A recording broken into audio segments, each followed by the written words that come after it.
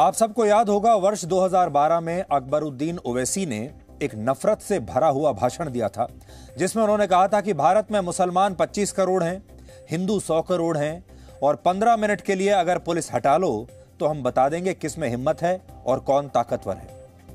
खुली चुनौती थी ये। इसके बाद ये मामला अदालत में गया और आज 9 साल बाद अदालत ने इस हेट स्पीच के मामले में ओवैसी को बरी कर दिया। इस फैसले को लेकर आज पूरे भारत में बहुत रोष है और लोग नाराज हैं। सवाल पूछ रहे हैं कि अगर ओवैसी के इस भाषण में नफरत नहीं थी तो फिर नफरत किसे कहते हैं, फिर नफरत की परिभाषा क्या है। यह फैसला हैदराबाद की एक विशेष अदालत ने आज ही दिया है, जिसमें कहा गया है कि जो सबूत अदालत में पेश किए गए वो ये साबित नहीं करते कि अकबरुद्दीन ओवैसी ने अपने भाषण से हिंदुओं के खिलाफ नफरत भड़काने की कोशिश की थी। इस फैसले में यह भी बताया गया है कि पुलिस ने ओवैसी के इस भाषण का जो वीडियो कोर्ट में सबमिट किया वो अलग अलग हिस्सों में था, यानी टूटा हुआ था, इसलिए इस वीडियो को सबूत के तौर पर मंजूर नहीं किया जा सकता। हालांकि अदालत ने अकबरुद्दीन ओवैसी को भविष्य में ऐसे बयान नहीं देने की नसीहत दी है। आज हम आपको उनका ये 9 साल पुराना भाषण सबसे पहले सुनाना चाहते हैं, ताकि आप सब खुद ये तय कर पाएं कि ओवैसी का ये भाषण सांप्रदायिक है या नहीं। इतने वर्ष तक टीवी चैनलों ने हमने इस भाषण को नहीं दिखाया, ये सोचकर कि ये एक हेट स्पीच है और अगर इसे हम सार्वजनिक मंच से टीवी चैनल पर अगर दिखाएंगे तो इससे समाज पर बुरा असर पड़ सकता है, इससे नफरत फैल सकती है, लोगों की भावनाएं भड़क सकती हैं। यह सोचकर इस भाषण को मीडिया ने भी दिखाना बंद कर दिया था। लेकिन आज अदालत ने जो कुछ कहा है उससे ऐसा लगता है कि अदालत को इस भाषण पर कोई आपत्ति नहीं है और एक तरीके से अदालत ने ओवैसी को कहा तो नहीं कि क्लीन चिट दे दी, लेकिन यह क्लीन चिट ही मानी जाएगी। यह भाषण ओवैसी ने 2012 में तेलंगाना की एक रैली में दिया था और आज आप सब लोग सुनिए। पूरा भाषण हम ना सुनाए, हो सकता है पूरा भाषण तो बहुत लंबा था, लेकिन यह शब्द भी अगर जिस भाषण में कहे गए हैं तो इनकी मंशा आपके दिल तक और आपके दिमाग तक आज जरूर पहुंचेगी। अरे हिंदुस्तान, हिंदुस्तान, हम 25 करोड़ है ना, तुम 100 करोड़ है ना, ठीक है, तुम तो हमारे से इतने ज्यादा है। 15 मिनट के लिए पुलिस को हटा लो, बता लेंगे किसमें हिम्मत है, कौन ताकतवर है। 15 मिनट हटा लो।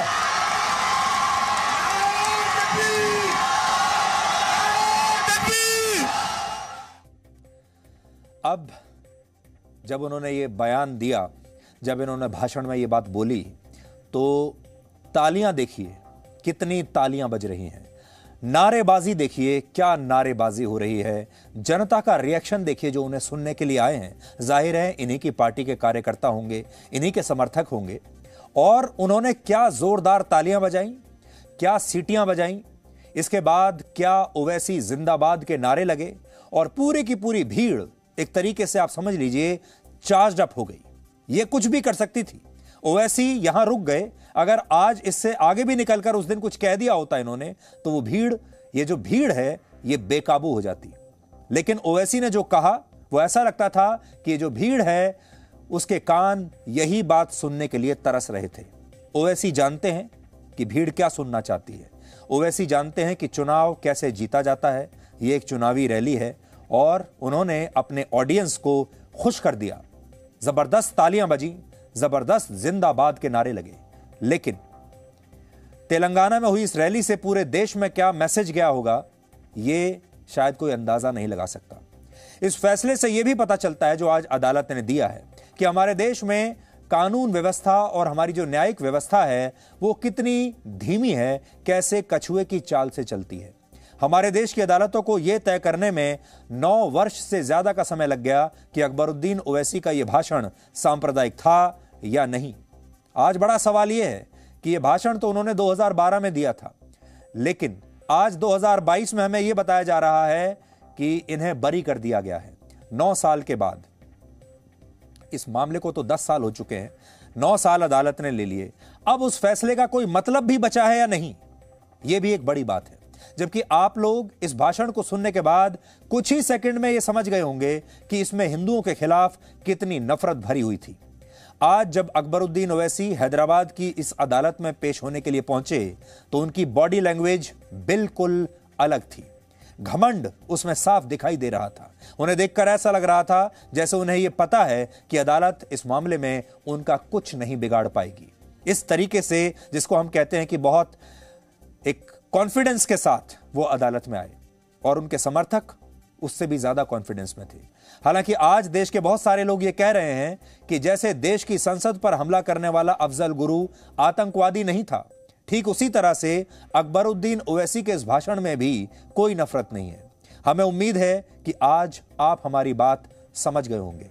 आज अकबरुद्दीन ओवैसी के बड़े भाई असदुद्दीन ओवैसी ने अदालत के इस फैसले को न्याय की जीत बताया है और वो इस फैसले का दिल खोलकर स्वागत कर रहे हैं। इसके अलावा हमारे देश का एक खास वर्ग भी अदालत के इस फैसले को न्याय की जीत बता रहा है, तालियां बजा रहा है। ये सारे वो लोग हैं जो अक्सर देश की न्यायपालिका और अदालतों पर तब सवाल उठाते हैं अदालतों पर सरकार और कहते हैं कि अदालतों पर सरकार के दबाव में काम हो रहा है। जब ये अदालतों में हार जाते हैं तो कहते हैं कि अदालतें तो बिक गई हैं, अदालतें सांप्रदायिक हो गई हैं। तब कहते हैं कि ये जो फैसले हैं ये सरकार करवा रही है अदालतों से। लेकिन आज जब फैसला इनके पक्ष में आया तो इन लोगों के लिए हमारे देश की अदालतें और जज अचानक से बड़े ईमानदार हो गए, धर्मनिरपेक्ष हो गए। लेकिन हमारा सवाल वही है, जो नेता खुलेआम देश के करोड़ों हिंदुओं को धमकी देता है, क्या उसके बयान को कोर्ट के इस फैसले के बाद नफरत नहीं माना जाएगा? और अगर यह भाषण नफरत से भरा हुआ नहीं है तो फिर नफरत की असली परिभाषा दोबारा तय करने का समय आ गया है। आज इस पर बहुत सारी प्रतिक्रियाएं हैं। हम जानते हैं आप में से बहुत सारे लोग जो हमारे दर्शक हैं वो तो बहुत निराश हुए होंगे इस फैसले के बाद, लेकिन और भी बहुत प्रतिक्रियाएं आई हैं नेताओं की, वो भी आप देख लीजिए। मैं सिर्फ इतना ही कहूँगा कि अल्लाह का शुक्र है कि अल्हम्दुलिल्लाह अकबरुद्दीन ओवैसी साहब को MP MLA ट्रायल कोर्ट ने उनको बरी किया है। और मैं हमारे पूरे वकलाओं की टीम का, ख़ास तौर से अब्दुल अजीम साहब का और उनके तमाम जूनियर्स का और जो सीनियर लॉयर्स हैं जिन्होंने बड़ी हमारी मदद की हमको इस लीगल केस में, मैं उन सब का शुक्रिया अदा करता हूँ। आवाम की दुआएं आज कारआमद साबित हुई हैं। अल्हम्दुलिल्लाह जनाब अकबरुद्दीन साहब इस केस से बरी हुए। At this point of time also we respect the court's verdict, but the government, the police as well as the TRS government, including the Congress government, has failed to give the proper evidence to the court. This is because the TRS government and the Congress government and MIM government, they are hand in glove. Intentions बहुत साफ दिखाई दे रहे हैं कि बली भी करवाने वाले कौन है, किसको बरी करवा रहे हैं।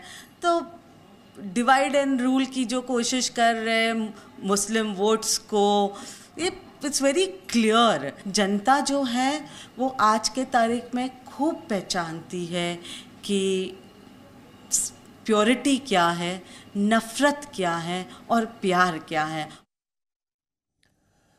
कल पूरे भारत में इंडियन मुस्लिम्स अंडर अटैक के नाम से एक हैशटैग सोशल मीडिया पर ट्रेंड कर रहा था।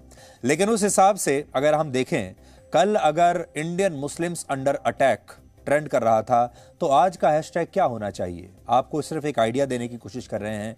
आज का हैशटैग होना चाहिए इंडियन हिंदूज अंडर अटैक। आपने आप अक्सर सुनते होंगे कि पाकिस्तान में हिंदुओं पर अत्याचार हो रहे हैं। इसी तरह बांग्लादेश में भी हिंदुओं के खिलाफ हिंसा होती रहती है। और भी दुनिया के बड़े बड़े देशों में जहां जहां हिंदू रहते हैं वो उस हिसाब से नहीं रह पाते जैसे वो भारत में रहते हैं, दबे दबे रहते हैं। हमारे वो सारे दर्शक जो भारत से बाहर रहते हैं और हिंदू हैं, चाहे किसी भी देश में रहते हो, वो ये जानते हैं कि एक दूसरे परदेश में हिंदू के तौर पर रहना कितना मुश्किल होता है, आसान नहीं है। लेकिन आज स्थिति ऐसी आ गई है कि भारत में रहने वाले हिंदू भी अपने आप को अब इंडियन हिंदू कहना शुरू कर देंगे, भारत में रहने वाला हिंदू, क्योंकि अब उनकी स्थिति भी, ऐसे भाषणों को देखकर ऐसा लगता है उनकी स्थिति भी वैसी ही हो गई है जैसे उन हिंदुओं की है जो दूसरे देशों में रहते हैं और अत्याचार या डर के माहौल में जीते हैं। Presenting B News app, available on Google Play and App Store. Download it now.